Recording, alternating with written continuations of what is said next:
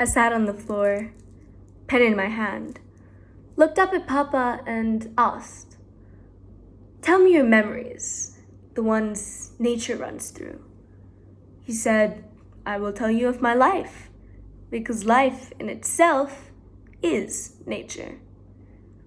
"When I was a little boy," he continued, his hand drifting like a leaf on water, "I climbed rocks that seemed as big as the Himalayas. My childhood existed in the bark of the neem tree and bloomed like the roots of the gilmohar, which we called Krishnachura. Morning aartis filled the air with scented flowers and incense. Religion was integrated into nature, you see, as no young boy could enjoy the fruits of God without being reminded of his presence. The Durga Puja fool would tease the nose, its scent thick as honey, heady, golden, and petals sharp-edged like our Ma's trishul from the first day of Puja, and linger on in the air long after the last, like a memory too stubborn to leave.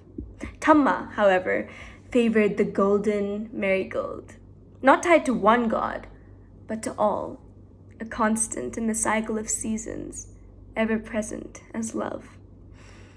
There were two forests, he said, one laced with thorns, steering him forward, a wild kingdom of jujube trees, their fruit his prize for scraped forearms and grit black fingernails. The other, alive, scorpions skittering into shadows, a snake slinking into his home, the buzz of insects humming, a warning to behold. As he grew older, eucalyptus trees became his quiet comfort.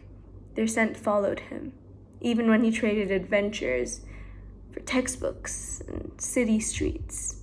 Years later, he passed them by in a car, while I, born into another rhythm, never touched their bark, never smelled their petals, only to marvel from afar. My parents now tend to a garden, a modest square littered with memoirs of the past, neem, jujube, marigold, the shwili fool, yet to bloom. The smell is a safe haven of his previous world, but it speaks in tongue I was never taught. Soft and patient, waiting to be understood. I didn't climb the neem, didn't chase jujube fruits, never learnt the marigold's name. The garden felt too quiet, too grown up, too full of silences I wasn't ready to hear. But now I begin to see. The trees stand tall long after we leave, retelling the story of our legacy.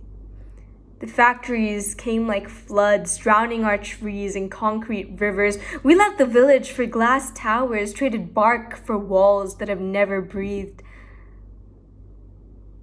Though Tama's hands have long since folded, her garden lives in stories and soil beneath the dust, seeds of old wisdom waiting for someone to listen. Now I step into that garden, fingers brushing marigold petals, the scents telling stories my father once knew, feeling the pulse of life's roots beneath my feet. Because our life is nature and can be told in memories such, for nature lives within us and we live within it. From the first grain of rice in your annaprashan, your first taste of earth's quiet blessing, to the soft snip of hair offered to the Ganges like a whispered prayer, and when your body turns to ash, it rises wild, home again in the circle of life.